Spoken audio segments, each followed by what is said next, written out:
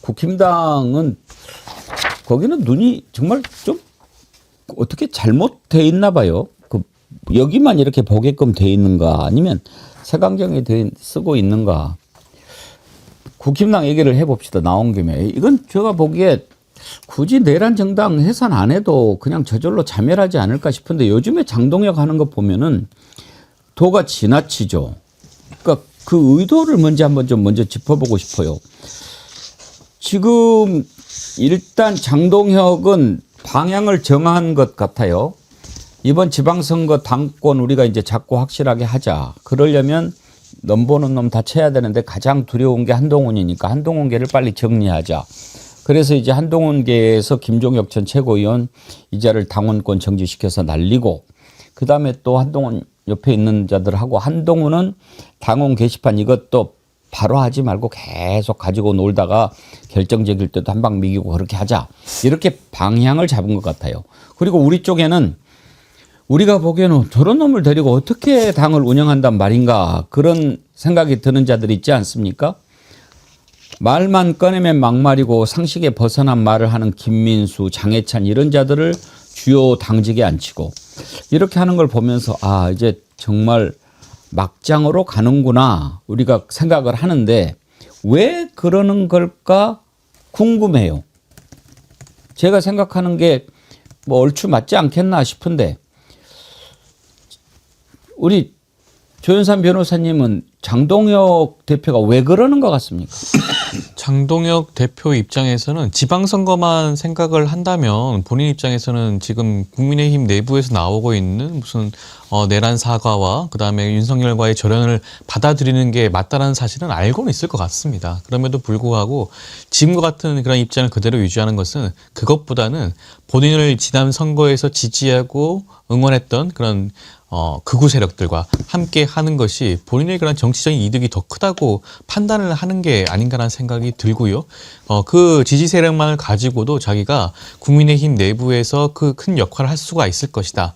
뭐 차후에 있을 각종 선거라든가 그런 곳에서 자기 역할을 분명히 할 수 있다. 아니면 한 번 더 뭐 당대표를 통해서 어떠한 역할을 할 수 있다라는 것들을 생각을 하고 염두에 두고 그런 부분들을 진행을 하는 게 아닌가라는 생각이 드는데요. 예. 하지만 이것은 뭐 누구나 알다시피 패착입니다. 이렇게 진행을 한다는 자체는 국민의힘 자체가 건전한 보수 정당으로 거듭나는 것을 스스로 막는 것이거든요. 아마 이 부분 추후에 국민의힘 내부 차원에서 굉장한 공격을 받을 수밖에 없는 그러한 지점이 아닐까 싶습니다. 지금 장동혁이가 이렇게 막 그 말도 안 되는 짓을 하는데 이렇게 되게 볼 때 이제 앞에서 막 칼춤을 추는 망난이라고 하죠. 그런 역할을 하고 있는 사람이 이호선이라고요. 지금 당무 감사위원장이에요. 이호선 누군지 아세요? 몰랐습니다. 이번에 찾아봤어요. 네. 국민대 로스쿨 교수더란 말이에요. 네. 어찌됐든 사법시험을 거쳐서 변호사를 거쳤어요. 근데 문제는 이자가 이 탄핵 반대 그리고 비상계엄에 대해서 찬성 이런 극단적인 생각을 하고 있는 자예요. 그러니까 이 당무감사위원장이라는 게 국민의힘 내부의 일이니까 도대체 뭘까? 저 궁금했는데 불과 2주일 전에 국민의힘의 윤리위원장이 사퇴를 했더만요. 예. 그 누군지 아세요? 누구예요? 여상원이라는 판사 출신의 국회의원 기억나십니까? 맞아요. 예. 예. 그 여상원이 그 윤리위원장을 토론에 많이 나오고 그렇습니다. 하고 있었더라고요. 아마 경남 어느 지역에 지역구가 있었을 겁니다. 그런데 이 여상원 윤리위원장은 이미 이번에 징계 권고 대상이었던 김종혁 전 최고위원의 발언에 대해서 당내에 이런 정도의 표현의 자유도 없으면 이게 무슨 정당이냐 라면서 징계하지 않기로 이미 결정을 했어요. 그런데 느닷없이 이 여상원 윤리위원장이 자진 사퇴를 해요. 왜 그러냐 그랬더니 뭐 다 알면서 왜 그러십니까? 그러니까 장동혁 쪽에서 아주 노골적으로 그만둬라 그랬구나. 그만둬라 하고 나서 이 이호선이라는 당무감사위원장이 등장을 하고 그다음에 2년 자격정지 권고. 이거 2년 자격정지 권고는 뭡니까? 지방선거 못 나오게 하는 거잖아요. 그렇죠. 김종혁 전 최고위원 지난번에 고양시장 당내 경선 도전했었거든요. 그러니까 이건 너무나 이 수가 뻔히 보이는 그런 노골적인 지금 이 징계. 그러니까 아까 말씀하신 한동훈계를 씨를 말려버리겠다 이제 이건데 저는 장동혁을 볼 때마다 이 사람 도대체 어디로 튈지 모를 것 같은 럭비공이라는 생각이 들어서 왜 그럴까를 생각하는 것조차도 저는 별로 의미가 없는 평가인 것 같다는 생각도 들어요. 근데 무슨 뭐 출애굽기를 뭐 인용을 해서 뭐 소를 받아버리고 죽여버리고 뭐 이런 것을 막 하고 막 그렇게 뭔 쇼를 하던데 그건 또 무슨 짓인지도 모르겠어요. 일단 이 호선이 누군지 여러분 궁금하시니까 한번 보시죠. 제가 그 출애굽기 그 하는 그건 제가 늘 개인적으로 그 블로그 들어가 보시면 알겠지만 제가 창세기부터 지금 그 출애굽기 쭉 나오면서 그냥 계속 하는 건데요. 그걸 또 정치적으로 해석하셨구나. 너무 정치적이에요. 들이받는 소가 한동훈 전 대표를 의미하는 건 아니라는 말씀. 그럴 리가 있겠습니까? 내가 지금 그 매일 하는 그 성경 묵상 죽 보세요 좀. 저는 저 자세를 보고 좀 거슬렸어요. 어떤 게 거슬렸냐면 일단 정치판에 처음 나온 거잖아요. 교수하다가. 근데 마치 하는 짓은 아주 국회에서 한 몇십 년 굴러먹은 뭐 전기처럼 막 이렇게 그 위세를 떤다고 그럴까? 저 오바예요, 저런 게. 저런 모습 별로 좋지 않습니다. 그런데 이제 기독교인인지 모르겠는데 저 얘기가 무슨 뜻인지 아시죠? 지금 뭐 오고 갔던 논쟁을 네네. 정리 한번 해주시죠. 저도 이제 간단하게만 말씀을 드리자면은 소가 사람을 받으면은 그 소를 돌로 쳐 죽여야 된다. 그리고 여기 지금 나오네요. 네. 들이받는 버릇을 가진 소, 그리고 그 소의 주인, 그 임자라고 하는데요. 예. 소가 원래 받는 버릇이 있는데, 그게 경고를 받았는데도 계속 그 임자가 단속하지 않고, 소가 사람을 들이받으면 소는 돌로 쳐 죽여야 되고, 그 임자까지도, 그 소유자까지도 죽여야 된다라고 표현을 한 겁니다. 그렇다면은 여기서. 그러니까 이제 저걸 자기가 쓴 건 아니고 이제 옛날에 유대인들의 계명 같은 거죠. 그렇죠. 뭐 한 자는 돌로 쳐서 죽여라 뭐 이런 이제 그 규례를 네. 이제 신이 이렇게 준 건데 여기에 보면은 이제 소를 만약에 소가 뭐 받고 막 그러면은 소를 돌로 쳐 죽이고 임자도 죽여라 뭐 이렇게 나왔다 네. 이걸 올렸는데 그걸 당연히 지금 이 상황에서 그러면은 한동훈이 쳐 죽이라는 얘기냐라고 물어볼 건데 막 이렇게 막 하는데 그 태도 자체가 저는 불손하고 오바다 이거죠. 네, 아니 이 어느 정도냐면은 이자는 이제 계엄은 합헌이라고 주장을 하면서 윤석열을 풍랑 속 위기에 처한 배를 구하는 선장이다라고 하면서 동시에 또 부정선거를 엄청 주장을 하고 그 헌법재판소에 사전 투표 이런 거를 막아야 된다라고 가처분까지 주장했던 자입니다. 그렇기 때문에 굉장히 윤어게인의 어떤 전형적인 모습을 한 사람으로서 윤어게인 하면은 제일 싫어하는 사람이 누굽니까? 윤어게인들은 한동훈 그리고 한동훈을 빨리 징계하지 않는 장동혁까지도 뭐라고 하고 있거든요. 그렇기 때문에 이호선은 그런 막중한 업무를 띄고 이제 당에 들어와서 일을 하게 된 거죠. 당 내에서도 2호선 저자를 비판하는 소리가 막 나옵니다. 대구의 권영진 의원이 어제 YTN에 나와서 뭐 듣도 보도 못한 사람이 나와가지고 이렇게 당을 어지럽힌다고 막 뭐라고 하던데 한번 들어보시죠. 그리고 저분이 나는 누군지 모르겠어. 어디서 뭘 하시던 분인지 모르겠는데 말하는 것도 거칠고 품격도 없어요. 저런 식으로 가면은 이거 다 우리 당원들이 단합하고 우리 국민들이 우리 당을 보는 모습을 좋게 만들자고 감사도 하고 잘못된 거 징계도 하는 거 아니에요. 저 모습을 보면서 국민들이 우리 당을 좋게 보겠냐고 우리 당에 조금씩 다가오겠냐고 오던 사람들을 저 멀리 떠나죠. 저 당무감사위원장 저분은요 빨리 집으로 보내야 돼요. 그리고 저는 뭐 친한계다 누구를 거들 일도 없어요. 난 친한계도 아니고 내가 한동훈 대표에 대해서 잘못했을 때 누구보다 앞장서서 비판했던 사람인데. 권영진 의원도 가끔 저렇게 얘기를 할 때가 있더라고요. 네. 이학재 인천공사 사장한테도 따끔하게 얘기를 하더라고요. 네. 네. 그러니까 요즘에 조금 맑아졌나 뭐. 어른이 키 크는 거 보셨어요? 아마 선거가 임박해 오다 보니까 동물적인 감각으로 그렇게 느끼는 게 아닐까요? 지금 국민의힘이 다음 지선에서 참패할 것이 뻔해 보이다 보니까 아마 그런 부분 지적을 하는 게 아닌가 싶기도 합니다. 그러니까 제가 이해가 안 간다 이 말이에요. 저렇게 TK에서 잘 해먹던 사람들까지도 이대로 가면은 안 된다라고 걱정을 하는 판국인데 장동혁은 왜, 무엇 때문에, 뭘 믿고 당을 저렇게 극우의 한쪽 끝으로만 몰고 가는 것일까? 아무리 생각해도 제 산수로는 이해가 안 되니까. 기득권을 쥐었다. 뭐냐. 거대 정당의 자산과 인력과 돈. 이게 어마어마하잖아요. 지금 양당, 국민의힘과 민주당은 주류, 비주류 개념이 이미 사라져버렸잖아요. 비주류들이 뭐 싫으면 뛰쳐나가 이러는데 못 나가잖아요. 왜?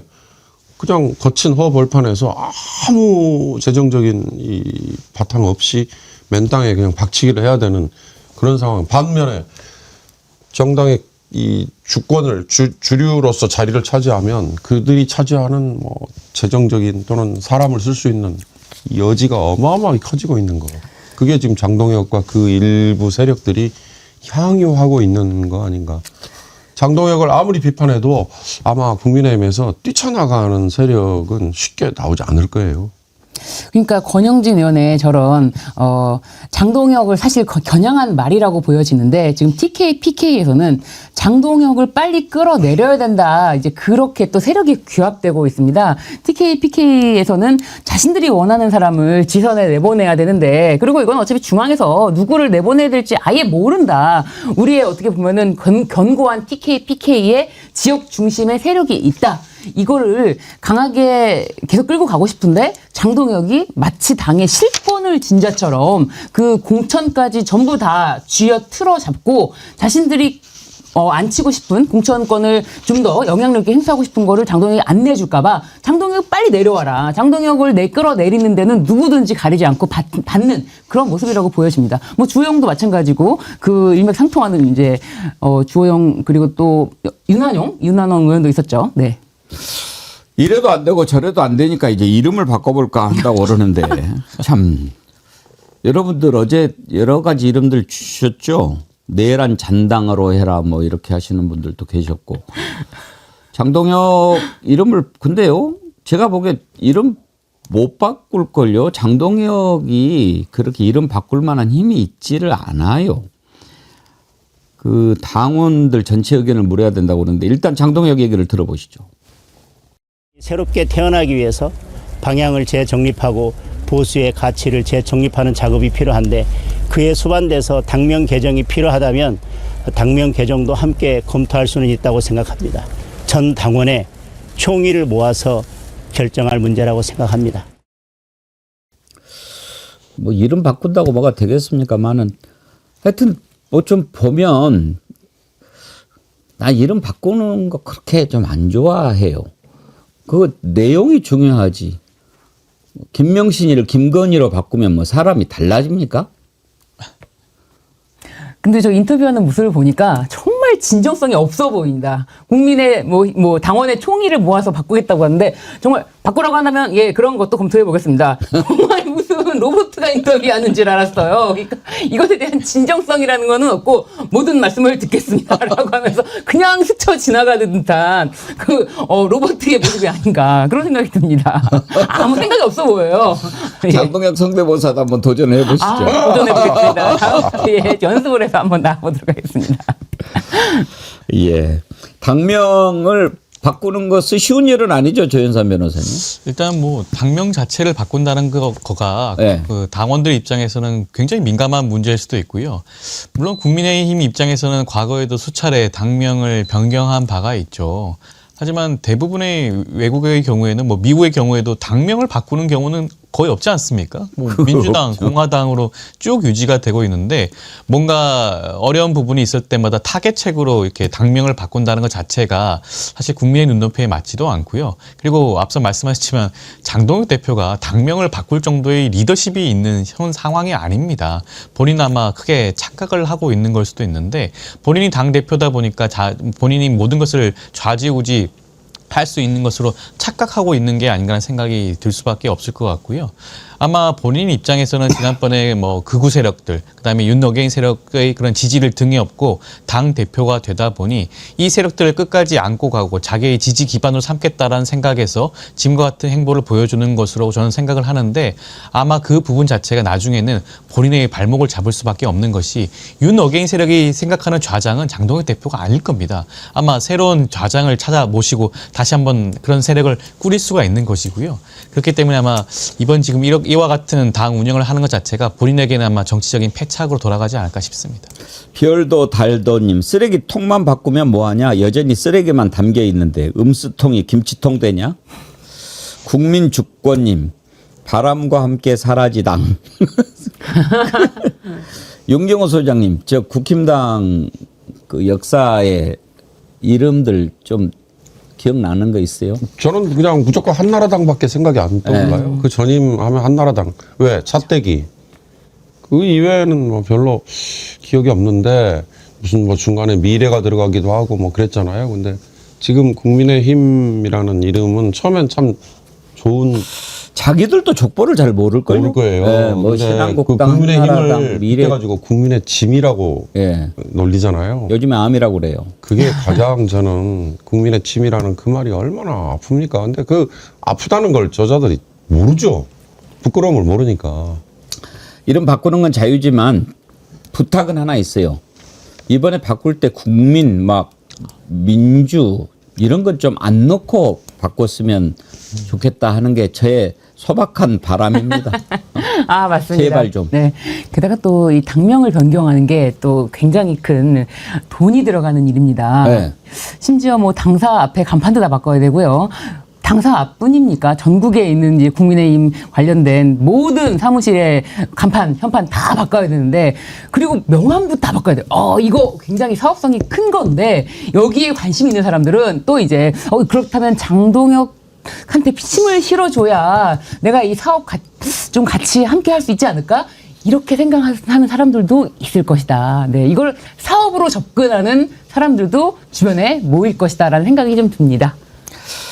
예, 끝으로 통일교 관련해 가지고 한번 좀 짚어보죠. 일단 권성동이 징역 4년 구형 받았는데 내년 1월 28일 날 이제 선고가 있지요. 어제도 뭐 자기는 돈에 환장한 사람이 아니다. 뭐 명예를 중요시했다라고 하던데, 글쎄요.